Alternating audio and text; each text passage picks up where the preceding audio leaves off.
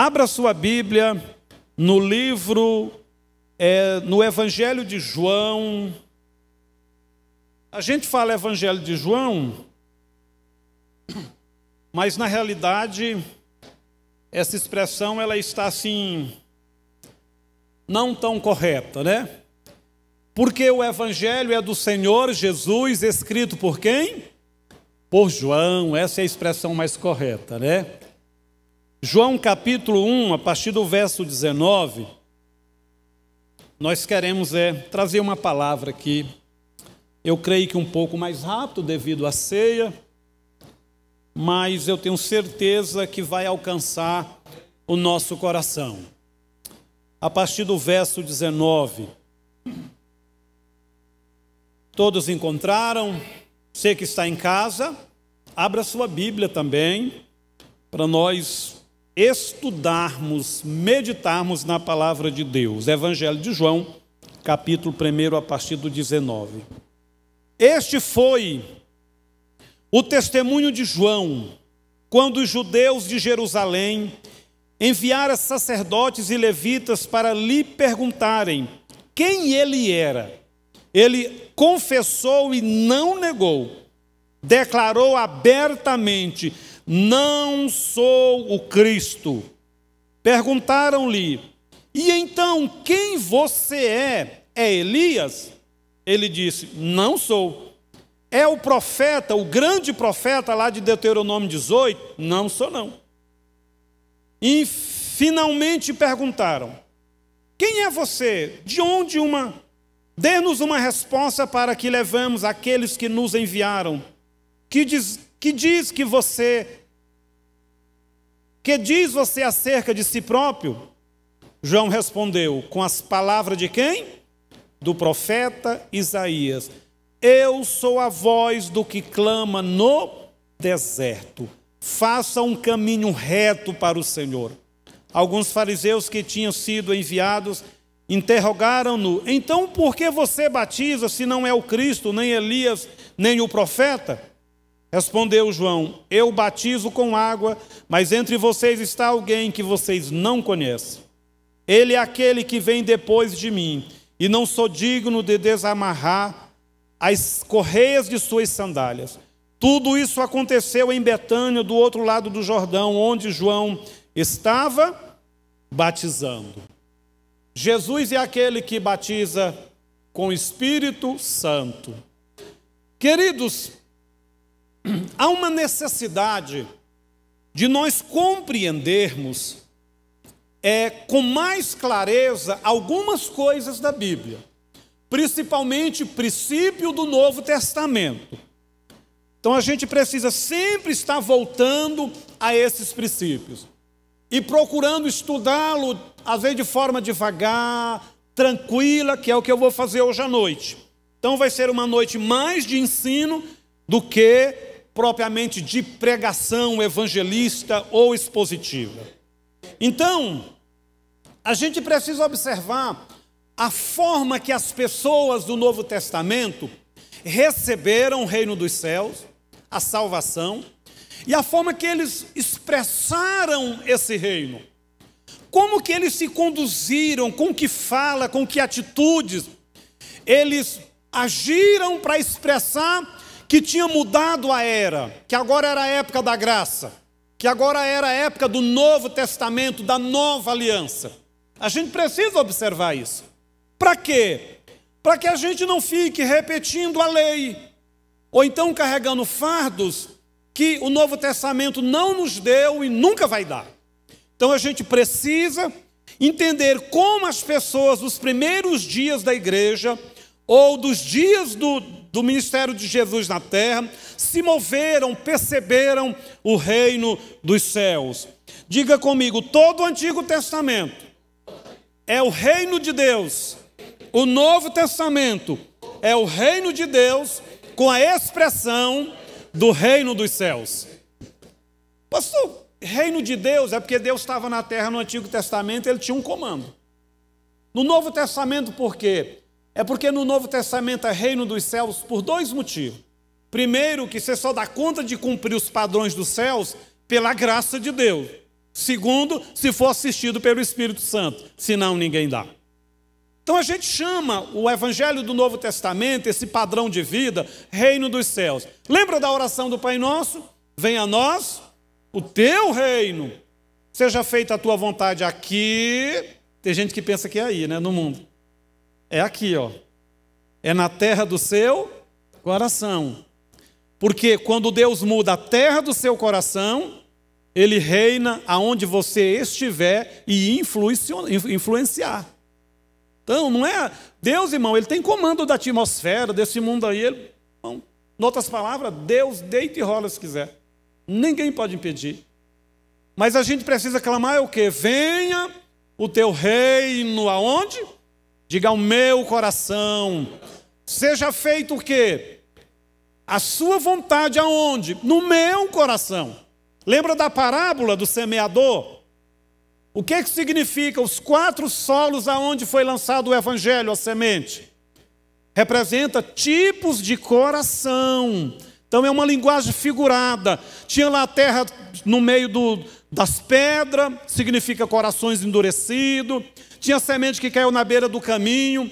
São aquelas pessoas que têm um coração muito machucado por traumas, porque a beira do caminho é onde as pessoas pisavam muito e endurecia.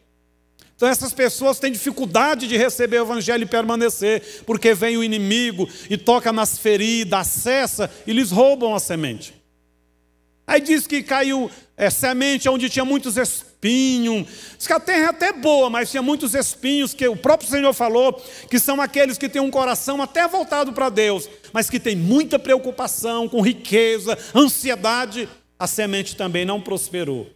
Mas a parábola diz que tem coração, que tinha um solo, que era muito bom. E a semente produziu, pode produzir a 100 por 1, aos milhares. Depende da nossa resposta para Deus. Então, sempre que a Bíblia falar no Novo Testamento sobre terra, sobre rio, sobre fonte, tem uma aplicação na nossa vida. Por exemplo, no Antigo Testamento não tinha um altar? Literalmente tinha um altar, o pessoal vinha e dava oferta, fazia o sacrifício. Hoje o altar é aonde? No nosso interior. O nosso espírito é o altar de Deus. É o altar de Deus. E por isso que o nosso padrão cristão não é por emoção, não é por motivação almática, por emoção. Então você vai ter o seu corpo dizendo, não pratica isso, não obedece, a sua alma. Mas você vai obedecer por quê? Porque foi dada uma ordenança ao altar. Irmão, o altar é sempre um instrumento que vai definir a nossa vida. Toda vez que Deus tinha perdido, né? Porque Deus nunca perde o controle de nada. Que Israel deixou Deus, que abandonou, que negligenciou. Qual foi o instrumento que Deus usou para selar a restauração, a reedificação? O altar. Então toda vez o profeta proclamava a palavra, trazia a mensagem, mas aonde de fato acontecia a reconciliação? No altar. Sempre no sacrifício, sempre na presença de Deus. Esse aqui está melhor. Mas como diz Eclesiastes 3, para tudo tem um tempo, tem uma hora. Então é daqui a pouco. Né? Então, queridos, tudo é definido no altar. Então tudo é definido no nosso coração. Então não dependa do externo, do que está acontecendo, se subiu, se desceu. Você tem um acesso direto com Deus no seu coração. Hebreu diz assim: cheguemos com ousadia ao trono de quê? Da graça de Deus. Como é que eu vou fazer para chegar com ousadia ao trono da graça de Deus? Naquele dia que eu estou abatido. Naquele dia que eu recebi um não. Somente se foi da namorada. Irmão, pensa uma coisa que deixa um homem triste. Aí a namorada, a menina fala, não quero não, não dá não. Fica murchinho, fica ruim. Né?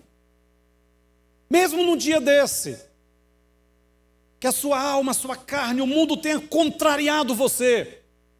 Você tem o seu altar como acesso ao trono de Deus.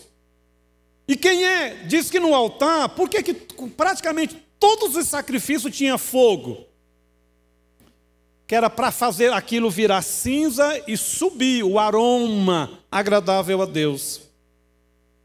É por isso que a Bíblia diz lá em Romanos que o Espírito geme no nosso espírito para levar a Deus a nossa oração, o nosso sacrifício. Antigamente era o fogo literal, um fogo humano que queimava e subia. Hoje quem é que queima? O Espírito Santo, é um fogo no seu interior. E aí você é excelente, você faz o melhor para Deus. E o Espírito Santo leva isso a entrar no trono de Deus. Apocalipse diz que lá no trono de Deus tem uma taça enorme, aonde é depositado a oração e a adoração dos santos. Chega lá como incenso agradável ao trono de Deus. Então, queridos, quando você adora aqui, quando você ora em casa, quando você gasta um tempo com Deus na palavra, na atividade espiritual, isso sempre vai chegar no céu no aspecto de oração, de adoração. Então vamos observar como que João Batista expressou o reino de Deus e se moveu. Então o nosso tema é o Senhor Jesus traz ou manifesta o reino de Deus. Diga comigo, o Senhor Jesus trouxe o reino de Deus. Aleluia. Então essa é a nossa temática. E nós vamos ver quando esse reino chega. Nós somos chamados para desempenhar um ministério dentro do reino dos céus. Nós somos chamados para isso. E esse exercício desse ministério, ele precisa ser semelhante ao ministério de João Batista. Porque ele é a primeira pessoa a exercer ministério, atividade espiritual na época da graça, dentro do Novo Testamento. Então, tudo que aparece a primeira vez na Bíblia se torna fator de princípio, se torna um guia, uma estrada, um caminho. Nós podemos segui-lo com segurança. A função de João Batista era apontar para quem? Para Jesus. Como igreja, não precisamos ser vistos, mas devemos apontar para o Senhor Jesus, assim como João Batista sempre fez. Então, a primeira pessoa a expressar o reino de Deus, a falar de Jesus, como que era o ministério dele? Sempre apontando para Jesus, expressando, falando, declarando quem era o Senhor. Então, vamos tirar o exemplo. Nós, como igreja, podemos agir da mesma forma. Ninguém está aqui para pregar, usado num dom, qualquer dom, para ser visto. O dom é para manifestar quem? O Senhor Jesus, é para as pessoas verem, perceberem o Senhor Jesus. Então, nesse aspecto, nós também podemos manifestar o reino dos céus semelhante a João Batista. Pode ler nos evangelhos. Tudo que João faz é apontando para quem? Para Jesus. João anunciou a primeira vinda, ou a primeira manifestação do Rei Jesus. Mas cabe a nós, como igreja, preparar o caminho do Senhor nos corações das pessoas para a segunda vinda no arrebatamento da igreja. Deus tem arrebatado muitos vasos aí nesses dias de pandemia. O envelope de muitos deles foi o corona. Mas, irmãos, como diz Apocalipse, estes não sofrerão mais o dano da segunda morte. Para eles, a bem-aventurança. Eles não morrerão mais. Eles estão livres do dano da eternidade. Então, outra semelhança. Assim como João Batista manifestou e preparou o caminho para a manifestação de Jesus no ministério terreno, qual é a nossa missão? Pregar para as pessoas e preparar neles um coração para a segunda vinda do Senhor. Por isso,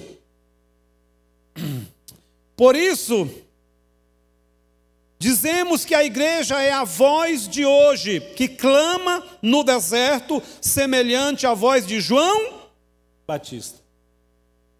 O que João Batista falou? Respondeu para o grupo que foi visitá-lo: eu sou apenas uma voz que clama num deserto. Eu te pergunto, o mundo sem Deus é todo um deserto ou não?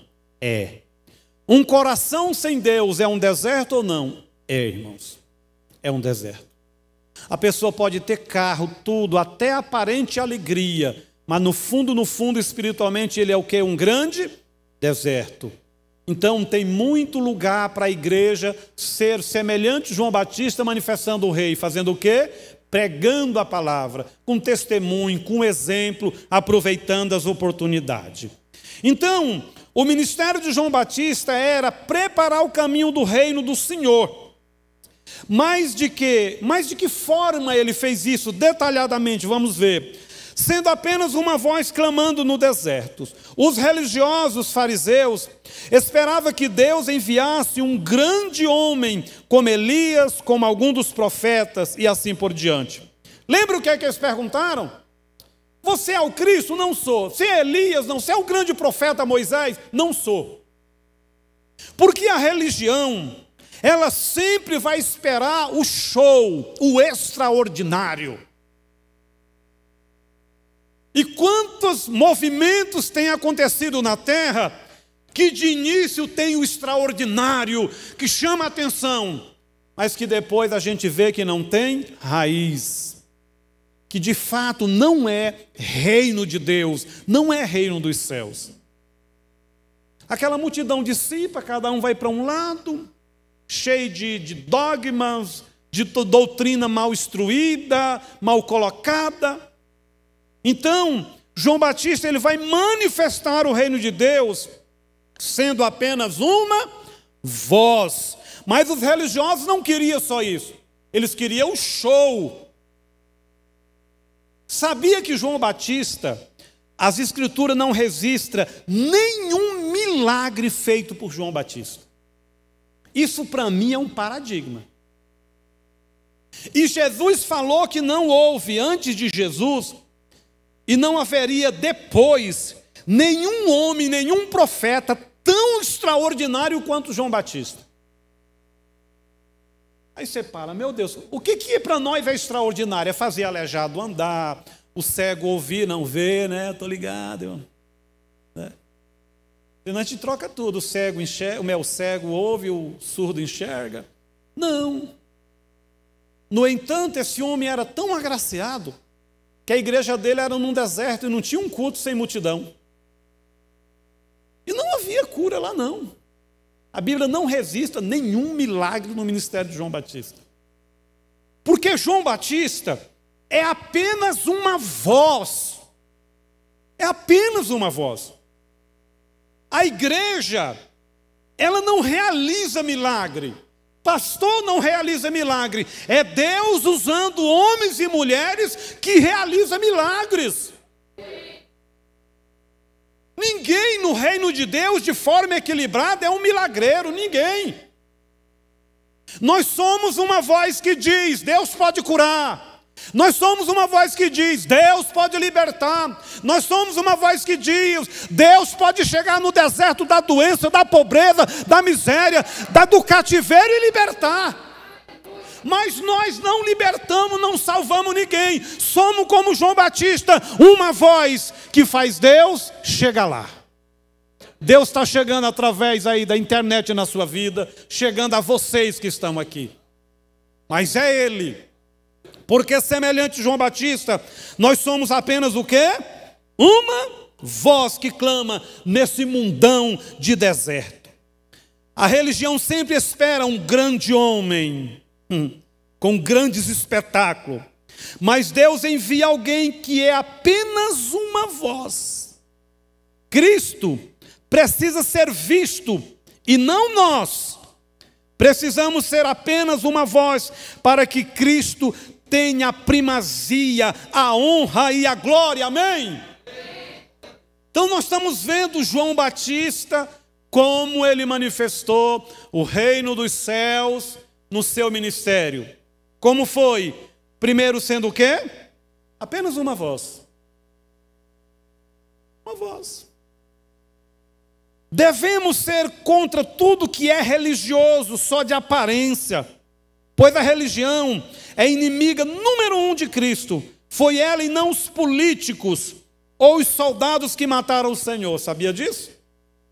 Quem foi que montou todo o esquema, toda aquela tramóia para prender Jesus? Os religiosos. Porque eles não queriam perder o lugar de evidência. Irmão, naquele tempo, ser sacerdote dava muito dinheiro. Eles fizeram uma aliança com o governador e o trem virou uma coisa terrível no templo. Era negociação para tudo quanto era lado. E aí Deus levanta um novo sacerdote que é um paradigma. Primeiro, João Batista nunca exerceu ministério no templo. É um negócio assim extraordinário. João Batista nunca colocou uma peça de roupa do sacerdote. Ele se vestia de como? Com couro e pele. João Batista nunca comeu da comida santa do templo deles. Ele comia lá no deserto mel e gafanhoto. Quando Jesus se manifesta e João Batista começa o ministério, Deus quebra esse protocolo religioso vazio e traz um novo viver pela palavra, pelo Espírito, uma nova conexão da terra com os céus. Queridos, não se preocupem se o prédio é chique, isso não vale nada. Espiritualmente falando, é apenas conforto. É bom ter, é bom ter ar-condicionado, cadeira boa, mas isso não define uma igreja. O que define igreja é Bíblia, é oração, e um amando o outro, cuidando um do outro. É isso que define igreja. É isso. E nós precisamos, irmão, isso aqui vai ser a nossa vida até Jesus voltar. Nós vamos ser igual João Batista, toda hora apontando para Jesus. Igualzinho João Batista. Nós não aparecemos, nós somos apenas a voz. A evidência é de Deus. Mas os religiosos gostam de uma aparência. Gostam de uma aparência. Mas amam. E usa muitas desculpas para colocar isso. Mas nós somos do Novo Testamento, da graça. Nos dias do ministério de Cristo, o maior obstáculo ao mover de Deus foram os religiosos, e não o mundo, nem o diabo. Repete comigo. A maior resistência contra o mover de Deus não foi do diabo, nem o mundo. Foram os religiosos, os falsos religiosos. Os magos do Oriente perceberam o mover de Deus, entraram no mover de Deus. Mateus capítulo 2, do 1 ao 12. Mas os religiosos ficaram criticando à distância e pondo empecilho. Os magos viajaram centenas e centenas de quilômetros, seguindo a estrela, seguindo o espírito do reino, a visão do reino, a vontade do reino, o propósito do reino. Mas aqueles que conheciam a Bíblia nunca moveram um dedo para ir aonde Jesus ia nascer. É trágico isso. Os que eram dono da Bíblia, que tinha a Bíblia no peito, no coração, na testa, amarrado no dedo. Quando os magos chegaram em Jerusalém, disseram: aqui é a cidade onde é nascido o rei dos judeus. A Bíblia diz que toda Jerusalém se alvoroçou, foi chamado Herodes, chamaram os sacerdotes, e Herodes disse assim: como é que é a história? Vai ter um novo rei aqui, eu estou reinando? Aí os religiosos foram lá, pegaram a Bíblia e disseram: olha, está tudo aqui na Bíblia, livro de Miqueias, está tudo os detalhes. Isaías também fala: vai nascer de uma virgem, vai nascer lá em Belém da Judeia. Deram até o endereço, o número da casa, até o Facebook, irmão. eles sabiam tudo segundo as Escrituras. Agora, para mim, é um negócio muito doido um negócio desse. Porque eles estavam há anos orando por um avivamento, por um mover, pela vinda do Messias. O Messias foi profetizado amplamente na Bíblia. Chega um grupo de pessoas sábia, inteligente, e diz: olha, nós estudamos as estrelas e Deus nos revelou que o Messias nasceu. Eles consultam a Bíblia, confirmam, é verdade, vai ser lá em Belém da Judéia, tudo. Mas nenhum homem daquele, por mais graduado, por mais que tivesse conhecimento religioso, nenhum moveu o dedo de um passo para ir lá.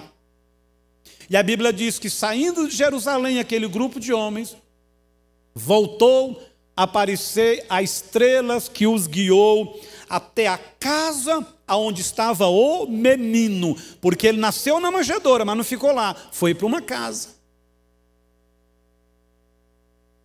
Aí olharam para trás, não tinha um ser humano que se dizia religioso, que se dizia fervoroso e interessado por Deus. Por isso eu disse, o maior empecilho ao mover de Deus não foi demônios, foram nem a carne, nem o mundo, foram os religiosos. Irmãos, isso não é diferente hoje. Se você não tomar cuidado, o seu padrão cristão, pode afastar você de um avivamento. Você pode ser daqueles que orou, que jejuou, que gemeu, que quis o avivamento. Aí no dia que o avivamento chegar, você fala: não, isso aí não é de Deus, não. Sabe por quê? Quanto mais a gente ora por um avivamento, mais a gente desenha como ele vai ser.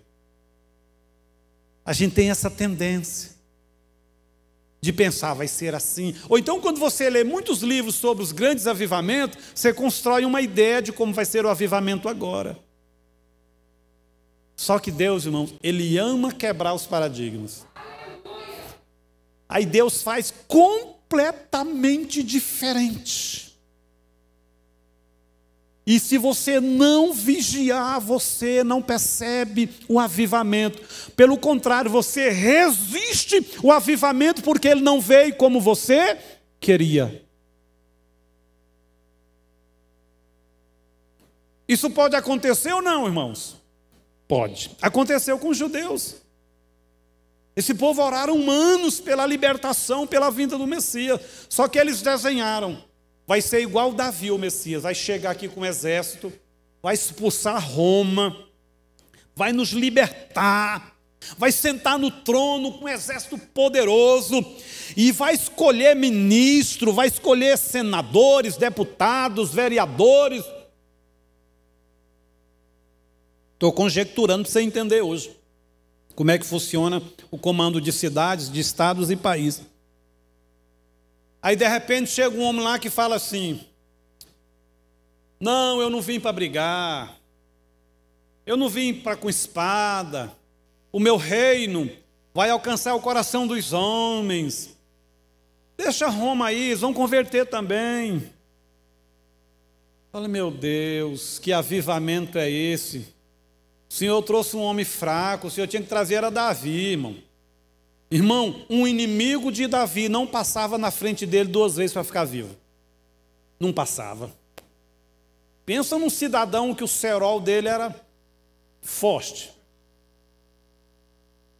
Aí Jesus chega e fala assim: se te bater de um lado, vira o outro. Ah, não, irmão. Se o soldado romano te pedir para ir 1 milha, que já é o extraordinário, era 1 milha. O religioso, o cristão da época, quando andava 1 milha, tipo assim, ele tinha ido ao extremo da entrega, do serviço.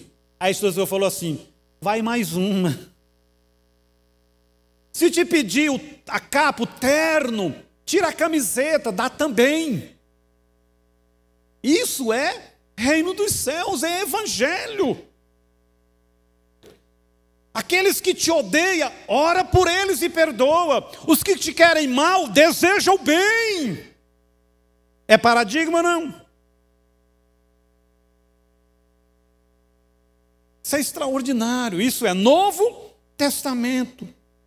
Segundo, qual era a segunda forma que João Batista manifestou o reino? Diga, preparando o caminho do Senhor.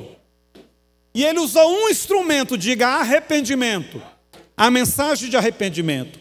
Assim como João preparou o caminho do Senhor, batizando com água, símbolo de arrependimento. Nós, a igreja, pregamos o arrependimento para que as pessoas abram em seu coração um caminho para Jesus, reinar neles e através deles. Então, João Batista, ele prega o arrependimento. Ele expressa o reino de Deus, dizendo, gente, no reino de Deus é assim, no reino dos céus, é pelo arrependimento. Eu não posso dizer, você vai fazer isso. Não é lei. É permitir o Espírito trabalhar na nossa vida. Terceiro, apresentando Jesus como o Cordeiro de Deus. Ele se move, expressa o reino de Deus.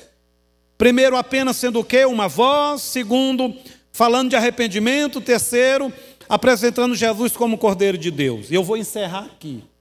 Talvez eu vá mais um pouquinho. Foi só para alegar seu coração. Nossa mensagem não é, diga, de condenação.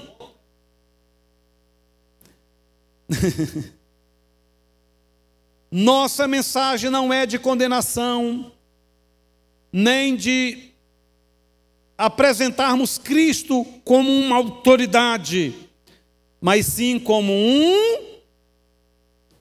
vai falando aí, como tem mais. Salvado tem mais. Também. Mas lembra do testemunho de João? Quando João olha na beira do rio, ele vê alguém, o que é que ele fala? Eis o Cordeiro de Deus, que tira o pecado do mundo. Então João Batista está expressando e apresentando o reino de Deus. Ele não apresenta Jesus como Apocalipse apresenta. Que João viu ele com a coroa, com a roupa de escrita Rei dos Reis, cingido, cheio de autoridade. Porque, irmão, quem está preso no pecado, precisando de libertação, para começar a sua vida com Deus, ele precisa de quê?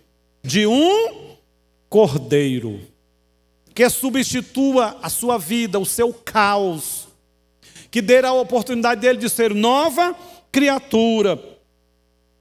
Mas apresentamos a Cristo como gentil e manso Cordeiro de Deus que tira o pecado do mundo. A primeira parte da obra do Senhor é resolver a separação do homem com Deus por causa do pecado. E somente como Cordeiro de Deus ele poderia resolver esse problema.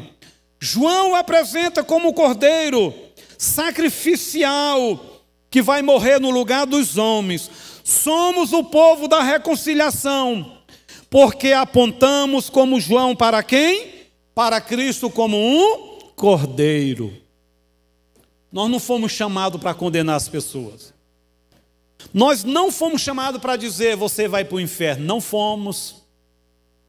Não precisa falar, quem está indo para lá já sabe. Precisa falar não. Isso só vai afrontar a pessoa e você perde o coração dele na hora de falar a palavra, de ser instrumento. Como estava o mundo nos dias de João Batista? Completamente separado de Deus. Completamente. Aí João está dizendo, no reino dos céus tem um meio de resolver esse problema. Pregando o arrependimento e que as pessoas vão a quem? Ao Cordeiro de Deus que tira o pecado do mundo. O evangelho que nós devemos pregar é um evangelho da graça, do perdão, da restauração. Pastor, eu prego o evangelho só falando? Não, às vezes você tem que pegar o aleijado, o doente e praticamente carregar. Senão ele não levanta, senão ele não dá conta. Eu ajudei um rapaz, irmão, 6 anos.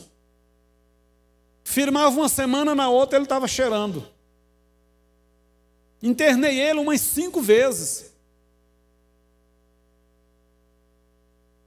A minha obra não é dizer o dia que ele vai ser liberto, nem da forma. A minha obra, o meu ministério é ajudar até que Deus faça a obra. Até que ele seja atraído pelo Cordeiro e seja liberto, seja ligado de uma vez por todas ao trono dos céus. Então o evangelho que a igreja deve expressar, o reino de Deus, é primeiro trazendo a solução através do Cordeiro de Deus. Uma pessoa que não está salva, está perdida. Qual é a primeira coisa que ela precisa? É ser salva. E a salvação é através de quem? Do Cordeiro de Deus. João apresenta Jesus como ungido que batiza com o Espírito Santo de Deus. O sinal de que Jesus era o Messias foi quando ele foi apresentado por João. João viu o quê? O Espírito Santo descendo e o enchendo e permanecendo na vida dele. O mesmo princípio se aplica a nós hoje. Só seremos bem-sucedidos como instrumentos de Deus se a unção do Espírito se manifestar na nossa vida e através da nossa vida. João diz, ele é o Cordeiro que pode salvar, mas ele é o que batiza com o Espírito Santo, coloca de pé e dá ousadia, te sustenta em Deus. Depois que a questão da separação é resolvida pelo Cordeiro de Deus, nós o apresentaremos como aquele que batiza com Espírito Santo e com fogo. Para quê? Para que o homem do pecado, que vivia em juízo, em condenação, possa respirar e ter alegria em Deus. Então, João Batista, a gente encontra nele esses 3 princípios. Ele era uma voz para expressar o Senhor. Ele expressou ele como o Cordeiro que resolve o problema do pecado. Expressou ele como alguém que é cheio do Espírito, que batiza, para quê? Para sustentar a gente de pé. Isso aqui não vai mudar nunca até que Jesus volte. Nós vamos fazer isso toda vez que tiver novo convertido, pessoa precisando de libertação, o evangelho vai ser pregado sempre assim. É evidente com uma linguagem diferente, uma abordagem diferente, mas o princípio será o mesmo. E como é que Jesus, no dia do seu ministério, manifestou o reino de Deus? Rapidamente. Porque Jesus manifestou, ele mesmo trouxe à existência o reino de Deus. Jesus mostra que o reino dos céus, que o reino não é dos primeiros. O reino, existe esse princípio na Bíblia. O segundo sempre acaba fazendo sucesso. Tanto no Antigo como no Novo tem esse negócio. Então, quando começa o ministério, o que é que Jesus faz? Nos textos que vemos alguns discípulos vindo a Jesus. A maneira como Jesus se relacionou com eles nos mostra as realidades do reino de Deus. A primeira coisa que vemos é que é o princípio da Bíblia que trata sempre o segundo numa posição de honra. André veio primeiro, mas Jesus liberou uma palavra sobre quem? Sobre Pedro. André foi lá e falou, fulano, vem cá, porque eu achei o Messias, achei aquele que salva. O que é que Jesus faz? Libera uma palavra sobre Pedro. Senhor, mas eu cheguei primeiro. Aí chega esse Pedro aí valente, bravo. O Senhor liberou uma palavra tão profunda que falou que Pedro seria o apóstolo que abriria as portas do reino dos céus para muita gente. Então o primeiro ficou quietinho. Amém? Filipe veio primeiro, mas Jesus falou, foi com Natanael. Filipe chega, só Senhor, isso aqui é um meu parente, meu irmão. Aí Jesus olha para ele assim, vejo um judeu, legal, eu te vi lá, quando você estava lá na árvores, tal. Eu assim, meu Deus, quem é esse homem que que viu eu onde eu estava, que eu não vi ele? Que mistério é esse? Então vem um e o segundo recebe a bênção. Deus então na palavra de Deus, nada é por acaso. Esses fatos não estão ali acidentalmente. Deus sempre rejeita ou aprova as pessoas, diga, pelo coração. Observando sempre o coração. Caim era o primeiro, mas quem foi aprovado?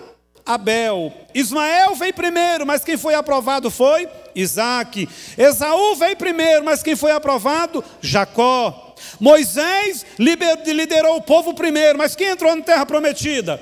Josué. Saul veio primeiro, mas quem foi o grande rei? Davi. Precisamos compreender que os últimos serão os primeiros, se os seus corações estiverem corretos. Todas essas pessoas que ficaram em segundo plano tiveram em algum momento um coração incorreto. E todos que foram colocados em primeiro lugar, porque tiveram um coração mais correto. Jesus, irmão, mostra-nos que a manifestação do reino de Deus é sempre pelo fator da transformação. Quando Jesus se encontrou com Pedro, disse a ele que ele seria chamado, diga, Cefas, ou Pedro. Mudanças de nome da Bíblia se refere o quê? A transformação. Então Jesus está expressando o reino de Deus. Ele está dizendo, todos esses religiosos foram os primeiros, mas eu vou levantar os segundos, que são os do Novo Testamento. Diga, eu estou no grupo dos primeiros, que já foram os segundos, e que esperam o arrebatamento da igreja e os céus por herança. Você está nesse grupo. Quando Jesus vai expressar como é que funciona o reino de Deus, diga, Pedro, você era uma pedrinha, você vai chamar Cefas, uma rocha, um negócio forte. Ele muda o nome de Pedro para mostrar que o reino de Deus se move de forma transformadora. Você pode chegar na igreja todo arrebentado, mas não vai continuar assim. Deus vai levantar, se coloque de pé. Deus vai te levantar. A situação de mudança de nome, descrita em Mateus 16, de 13 a 20, aponta para a transformação de nossas vidas, nos tornando úteis para o reino dos céus. Somos pedras vivas do edifício vivo de Deus, como está escrito em 1 Pedro 2,5. Jesus vai reconectar a terra aos céus através de homens. A palavra que Jesus liberou a Natanael mostra a realidade do reino. Ela se refere à visão da escada que Jacó viu em Gênesis 28, do 12 ao 19. Na visão, Jacó viu que a terra era ligada nos céus. O que Jesus falou para Natanael? Vocês virão anjos subindo e descendo sobre o ministério, sobre a vida do Filho do Homem. Diga, o reino dos céus liga a terra aos céus, traz os céus para a terra. Irmão, na hora que alguém faz a oração declarando você salvo, que você confessa Jesus, a sua terra, o seu coração é ligado aos céus. E os anjos começam a trabalhar ao seu favor, a favor da sua vida. Vocês estão vendo como é que o reino de Deus existe? Como é que funciona? É desse tipo. E toda vez, irmão, que alguém é salvo, de fato, algo acontece na vida dele. Jacó era um homem enganador, complicado, negligente, atrapalhado. Mas aí na hora que a terra ligou, a escada dos céus na terra, ele levanta e diz assim, esse lugar não é outro lugar senão a casa de Deus. Deus estava aqui e eu não sabia. Esse lugar é uma agência do céu. Diga, eu sou a casa de Deus, a agência e o agente do reino dos céus. Aonde chega um cristão que é sal e luz, as coisas mudam. As coisas mudam, irmão. Às vezes de início dá um choque, dá uma guerra, mas mudam. Vai mudar. Vai mudar. Eu lembro direitinho, um dia depois que eu tinha aceitado Jesus, eu encontrei um tio meu. Eu vinha na calçada assim, ele vinha de lá para cá. Ele desceu, passou para o outro lado. De longe eu vi ele resmungando assim. Agora virou da lei de crente, tal do protestante. Faltou dizer isso é uma miséria. A Meirinha aceitou Jesus, batizou, levou uma surra tão grande que foi parar no hospital. Toda quebrada, moída pelo pai dela.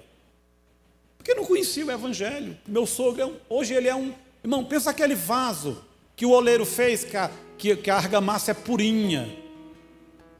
Chora, é um amor usado no dom de cura, de libertação. Mas na antiguidade a Meirinha pagou o preço. Hoje o preço que os crentes pagam por Jesus é porque eu estou sofrendo bullying. Muitos já morreram, meu filho. Isso é nada. Estão me chamando de crentinho, o da luz, o do caminho. Graças a Deus, que se é da luz, é do caminho. Graças a Deus. Nós não sofremos nada. Nós era chamado de os Bíblia preta, da capa preta. Hoje tem Bíblia de tudo quanto é cor. Naquele tempo, a Bíblia tinha que ser preta. Era uma marca. Camisinha abotoada assim, aqui, ó. Era assim. Para subir no púlpito tinha que estar de terno. Senão você era descomungado, excluído.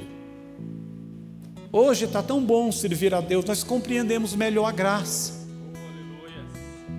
Compreendemos melhor a graça. Que você possa expressar o reino dos céus. Aonde você for, que você seja essa luz, seja um João Batista que apenas abre a boca e o Espírito Santo faz a obra. Apenas mostre para Jesus como o Cordeiro de Deus, aquele que resolve o problema dele, que remove a ira, a maldição. E diga para ele, ó, Deus é tão bom que ainda pode te encher do Espírito e te usar com o fogo do Espírito Santo. Ele é tão bom ainda que ele tem uma casa no céu para você. Ele é tão bom que ele pode te trazer para a terra no milênio para estar numa posição de comando. É bom demais ser crente, irmãos. Que nem diz o goiano, é bom demais da conta. Feche seus olhos. Oh Deus, nos ajuda a expressar o Senhor. Nos ajuda, nos fazendo profundamente apaixonado. Apaixonado pelo Senhor. Apaixonado por tudo que é da igreja. Pela Bíblia, a comunhão com os irmãos, pela adoração, o cumprimento da palavra, os ministérios da igreja. Que Ele, Senhor, expresse o reino dos céus, que em nós não haja vaidade, que em nós não haja espírito de divisão, que possamos ser uma grande família, fervorosa de espírito, cheio do Espírito Santo. Arai de quebianaba cantarabaxaia.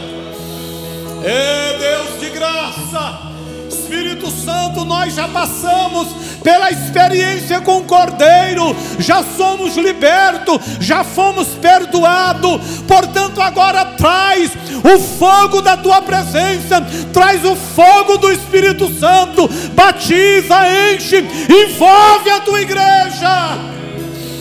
Arai de quebianabacantarabaxaia. Que o Teu povo saia daqui mais cheio, mais envolvido, Senhor, agraciado pelo Senhor, agraciado pelo Senhor.